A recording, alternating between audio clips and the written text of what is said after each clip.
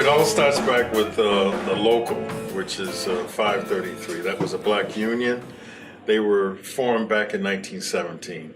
And really to give you the logistics why that was, back in those early years, you had segregation. So for a black musician to have a actual musician's or local card, you had to join a local.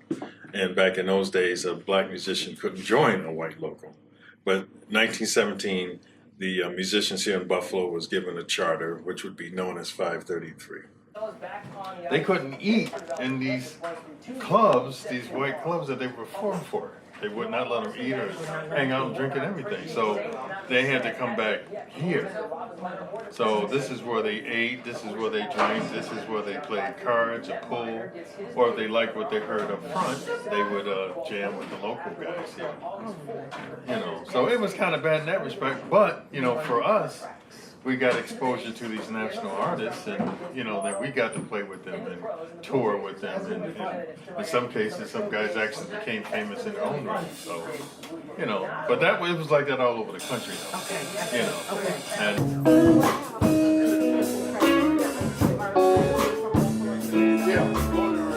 they had a celebration after the first year.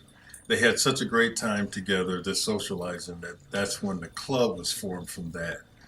So they bounced around different locations for several years until they moved into this building in 1934. In 1935, they incorporated the club as a corporation, and they put the title and the deed of this building in the club's name. And we've been here ever since.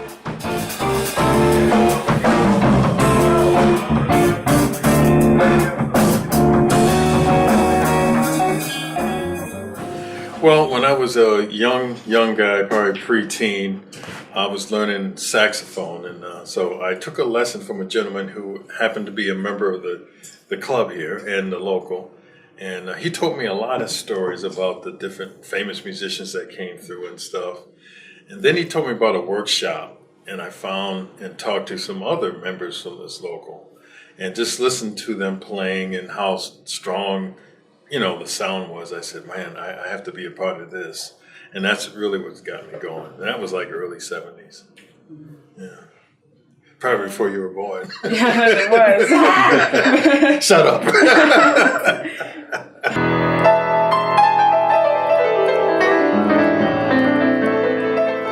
What brought me to the Colored Musicians Club? The music, primarily. Shoot, I've been coming up here for, I want to say 20 years, all of 20 years, becoming very active with the club for the past 10 years, and I've been on the board for the past 8 years. So originally, certainly it was the music, and just being able to hear all these wonderful legends that have come through here, from Al Tinney to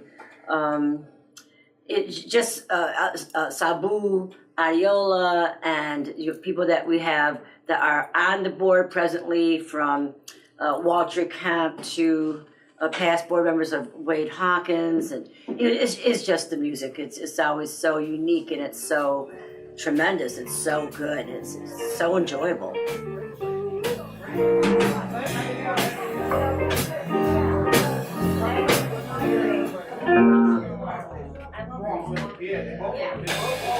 12 years ago, when we first did it, it was on a shoestring budget, and we just asked bands if you could play. So nobody got paid. Everything was just on the cheap, but it was a good show. And, you know, everybody was so impressed with that we decided to make this a yearly thing. But way back when, we always thought that maybe one day we can turn this into a week-long series of events. So this is going to be very special. This will be our first time doing a week-long event of concerts. Because the main thing is we have so many talented musicians here in Buffalo, not only living in the city, but, you know, they now move away. But that they can come back and they can showcase their talent here is going to be a beautiful thing. Your daughter's going to be in it. Are you Yes, excited about that? I'm very excited about that. She is a bass player and a vocalist. Her name is Zuri, Zuri Elise, and she just finished doing a music festival in Chicago called the Electric Forest Music Festival. But they're bringing her, the club is bringing her and another young lady by the name of Ariana Powell back to Buffalo. They both played with Nick Jonas 2 years ago. Yeah, Zuri was Nick's bass player and Ariana was his guitar player. And she loves Buffalo. And she's played for some very large crowds here, like at Canal Side, when it was a conglomeration of extraordinary musicians, and they played in front of 20,000 people. And that was fantastic. But she's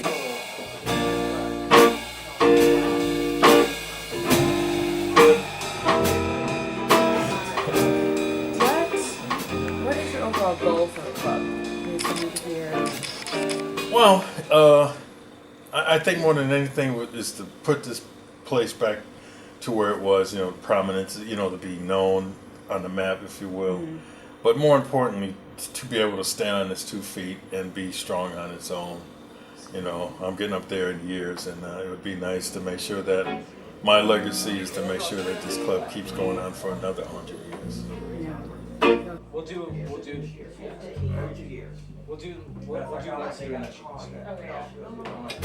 2.